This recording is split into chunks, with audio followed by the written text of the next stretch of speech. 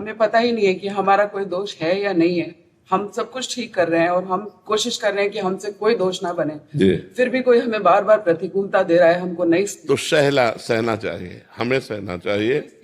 हाँ, उमा क्षमा सापो ते भारी, अपने कर्म जाय अपकारी। जब आप सहोगी तो आपकी सहनशीलता उसके स्वभाव को नष्ट कर देगी, उसको ठीक कर देगी, उसका दंड उसको मिलेगा।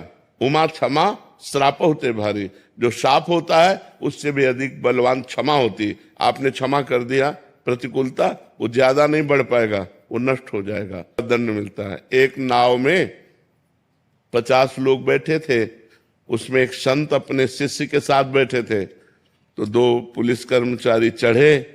उस समय पुराने समय में संगीन लेके चलते थे, जिनमें चाकू पर लगी हो ऐसी राइफल लेके चलते थे। तो नजदीक गए और संत के शिष्य से कहा, और शकील तो वहां जगह नहीं थी, तो एक बूट मारा। वो नंगे पैर बैठे थे, तो बूट से उनके पैर में मारा और कहा साइड हो।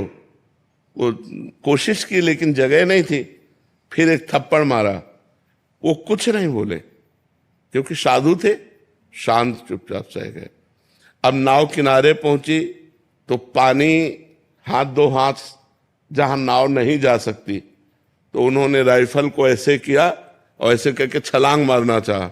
ऐसा बूट फिसला कि वो जो चाकू थी उन्हीं के गले में घुस गई और वहीं मर गए। तो उनके गुरुजी ने शिष्य को डांटा, कहा अगर 2-4 शब्द बोल देते तो बच जाता, तुमने एक भी शब्द उत्तर नहीं दिया। उसका साधु अवज्ञा तुरंत भवानी, कर कल्याण अखिल के हानि। सारे पुण्य नष्ट हो गए, देखो मृत्यु को प्राप्त हो गया। उमा क्षमा सापौते भारी।